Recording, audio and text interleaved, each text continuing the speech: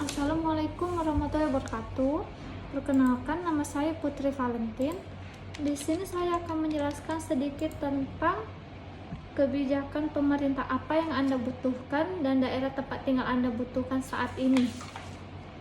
Kebijakan yang dibutuhkan yaitu kebijakan dalam bidang ekonomi. Masalah yang dihadapi pemerintah dalam bidang ekonomi sangat beragam dan saling terkait antara satu dengan lainnya. Masalah ekonomi dapat dituntaskan dengan adanya kebijakan dan implementasi yang tegas dari pemerintah.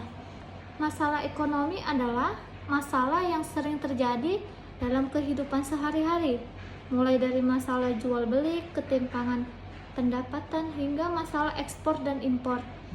Masalah yang dihadapi pemerintah dalam bidang ekonomi itu seperti pengangguran, kemiskinan, harga pendapatan, inflasi, utang, dan ekonomi politik.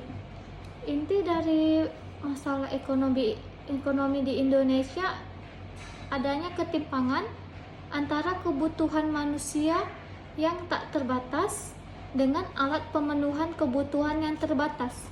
Di daerah saya, Medan, Sumatera Utara, kebijakan inilah yang menurut saya yang dibutuhkan.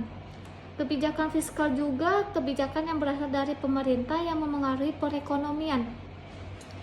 Pemasukan yang diatur utamanya melalui pajak dan pengeluarannya, yaitu seperti berupa anggaran yang dikeluarkan untuk menunjang program pemerintah.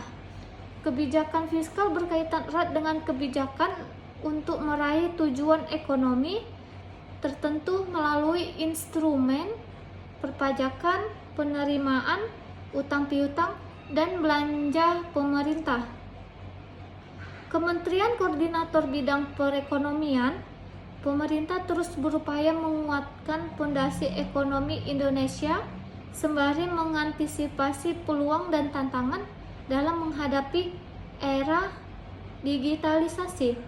Beberapa langkah baik jangka pendek, menengah, hingga panjang pun disiapkan. Menteri Koordinator Bidang Perekonomian Airlangga Hartarto, menurutnya, akibat pandemi masalah ekonomi itu menjadi terpuruk, tidak hanya di Medan tetapi di seluruh Indonesia juga merasakannya. Menurunnya aktivitas ekonomi akibat pandemi berdampak terhadap penambahan jumlah pengangguran dan kemiskinan di Indonesia.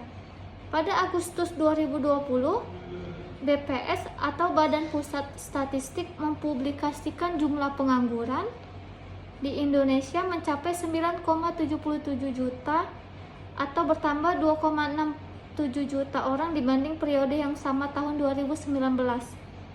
Penurunan pertumbuhan ekonomi Indonesia juga memberikan pengaruh besar bagi perekonomian Sumatera Utara. Penurunan ekonomi Sumatera Utara juga tergambar dari menurunnya ekonomi dari sisi pengeluaran, khususnya konsumsi rumah tangga. Perekonomian Sumatera Utara mengalami kontraksi di tahun 2020. Namun beberapa lapangan usaha masih dapat tumbuh positif seperti pertanian, informasi, dan komunikasi. Walaupun pandemi telah menghancurkan kinerja ekonomi makro Sumatera Utara, namun sejumlah peluang masih dapat memberikan harapan untuk perbaikan ekonomi Sumatera Utara untuk kedepannya. Salah satu peluangnya itu seperti dengan mendorong pembangunan lapangan usaha unggulan dengan mengembangkan lapangan usaha yang memiliki dampak ekonomi dan tenaga kerja yang luas. Lapangan usaha pertanian, industri pengolahan, dan konstruksi memiliki efek berganda yang panjang di Sumatera Utara. Demikian penjelasan singkat saya. Lebih dan kurangnya saya minta maaf. Saya akhiri dengan Assalamualaikum warahmatullahi wabarakatuh.